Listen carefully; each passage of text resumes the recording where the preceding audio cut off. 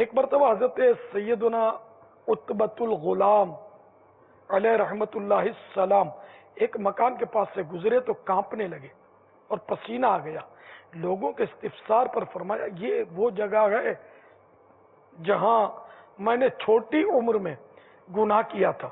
اللہ اکبر، چھوٹی عمر کا گناہ، بچپنے کا، تو حالانکہ اگر نابالغی کی یہاں مراد ہے تو پھر تو وہ گناہ کاؤنٹ نہیں ہوتا، شمار نہیں ہوتا۔ اس کے باوجود خوف خدا کی حالت اور ایک ہم ہے کہ بالغ بھی ہو گئے، وہ گناہوں کا بہت بڑا انبار ہم نے اکٹھا کیا ہے، نیکیاں تو پلے ہیں کب، اس کے باوجود ہمارے اندر کوئی خوف کی کیفیت نہیں ہے۔ افسوس، اللہ کرے کہ ہمیں بھی اس کا خوف نصیب ہو جائے۔